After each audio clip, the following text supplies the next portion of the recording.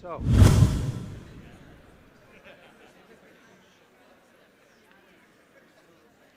I'd like to introduce you to Bill Friedman.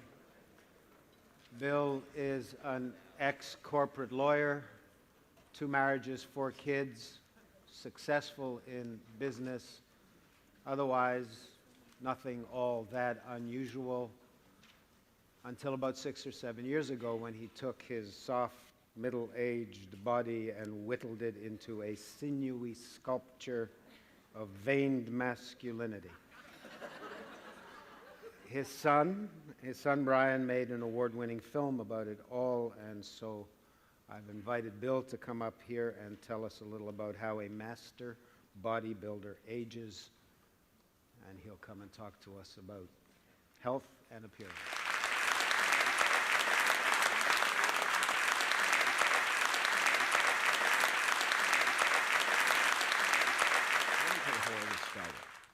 I've sort of developed a theory, which is a non-scientific theory, that I've developed through observation, discussion, and basically my own personal experience. And that theory is, in dealing with aging, we have to deal with our bodies, we have to deal with our minds, and we have to deal with our relationships.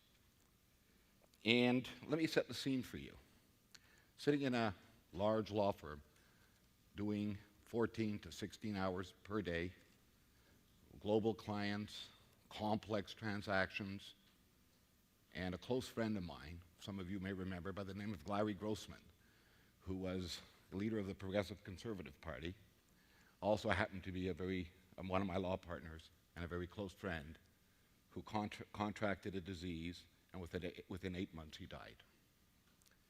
I sat back, and I think for the first time in 50 years, I took some inventory. What's my body like? What's my mind like? And what are my relationships like? And I can tell you, I wasn't a happy camper. Sure, I was making a lot of money, I was doing complex transactions, and for some people, that may seem like success.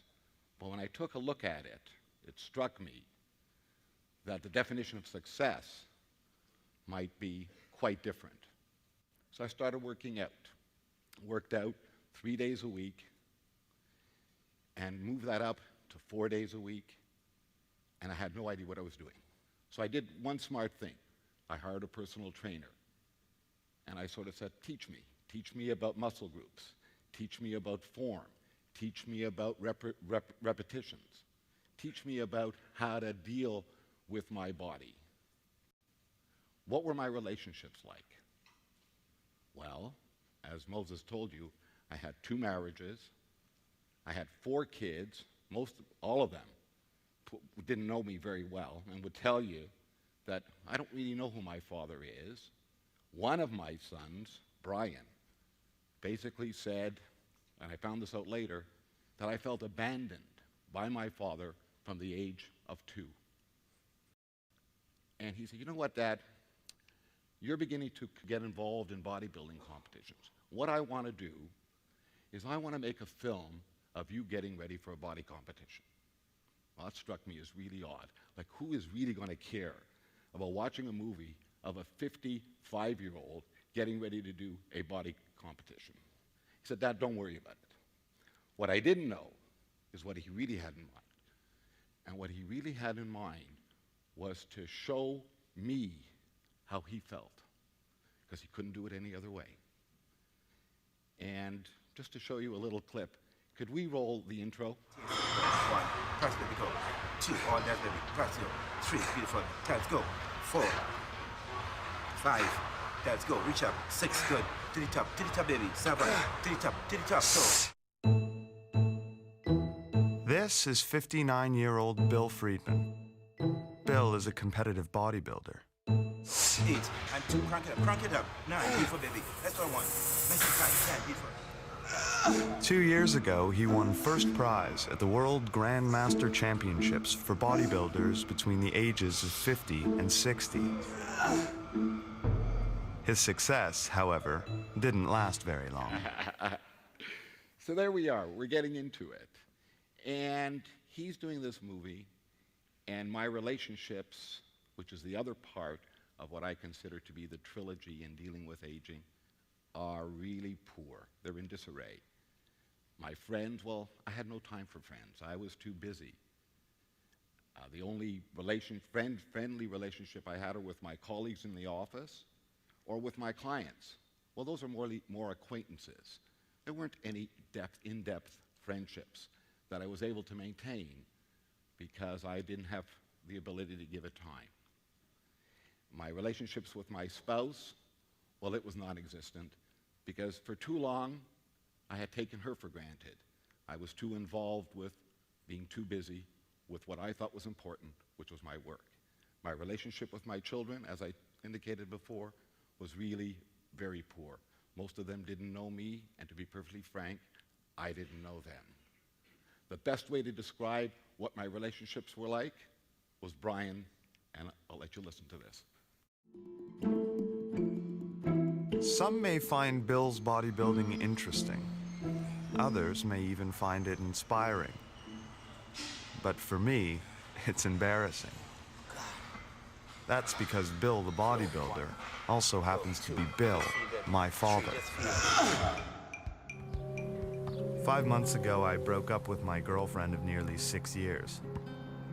It was the most important relationship in my life, but the point had come where marriage and kids were the next logical steps.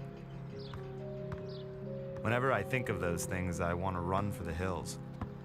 I'm convinced that if I ever had a family of my own, it would be utterly dysfunctional, because like my receding hairline, I think the bad father, bad husband gene is embedded in my DNA. But since the breakup, I've been in a real rut. I spend most of my free time alone, and these days I feel more like a ghost than a man. I guess that's why I've decided to make this film about my father. Fear of turning into him has led me somewhere I really don't want to be. So maybe taking the time to actually deal with my feelings toward him will help signal a way out. Stiff-legged? Yeah, stiff hamstrings is good. Oh my God, I hate sticks. Go, 1, nice and tight, baby. Good, 2, good, go. 3, shoulders, hamstrings, good, go. Go, that's the 1. I kind of envy my brother, because I know that fixing things with my father can help me as much as it's helped him. But I can't simply forget the past the way Jeff has. If I don't want to repeat my father's mistakes, I have to understand what's happened up to now. Now, I could probably tell you that I have about 1,000 defenses. And I can also probably tell you that it ain't worth a grain of salt, because it's not important. That's his reality.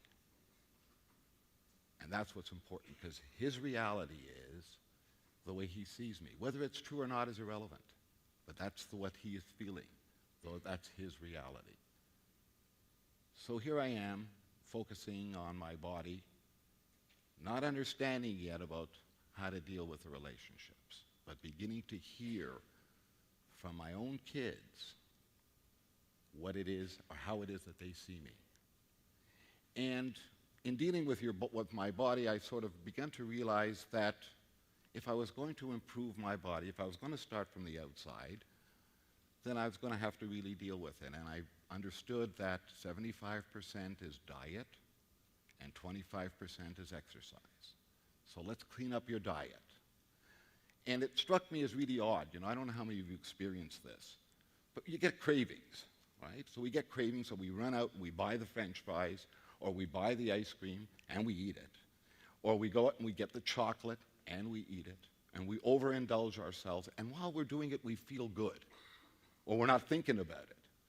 But 5, 10, 15 minutes afterwards, at least my experience is, I become very critical of myself.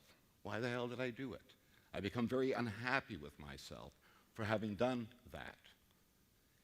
And yet at the same time, when you go to the gym and you start working out, you hate it. It's too hard.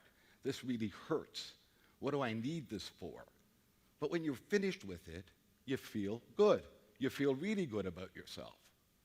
So I'm wondering if you're enjoying something while you were doing it, it can't be good for you. If you're not enjoying it, then it's got to be good for you. So I decided to start competing in the bodybuilding process. And competition in bodybuilding, even for geriatrics, is sort of divided into two stages. You do posing, and you do a routine. Well, let me show you a little bit about what posing means. We're gonna go into the Grandmaster males. These are over 50. All right, guys, let's make some noise.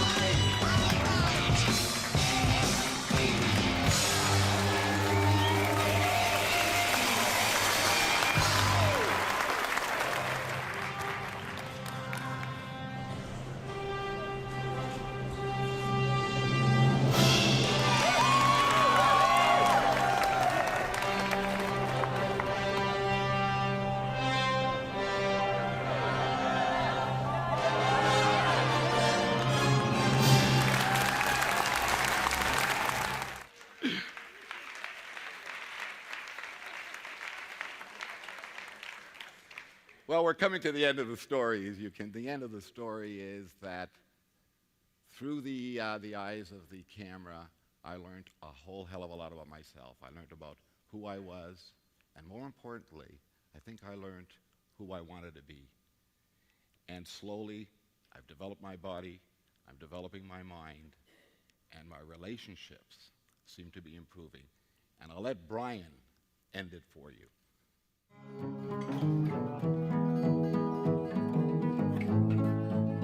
What is it about father-son relationships that makes it so hard for us to come to grips with each other? Perhaps we're tied to this notion of showing strength. But in the end, outward displays don't really mean anything. It's the quiet gestures that speak volumes, and it's those gestures that have been especially hard for my father and me. But I think we're getting there now. It took a geriatric bodybuilding competition, but for the first time in my life, I'm starting to see him through the eyes of a son, not a cynic. I don't know what that will ultimately mean for me. It may just be the start of a much longer road. But I'm feeling pretty good, not at all like a ghost. I'm even starting to believe that, other than my receding hairline, my DNA may be fine after all. Thank you.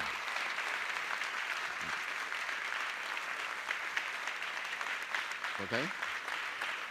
That was just right. Okay, Really thank you. well. That was Thank you just very much.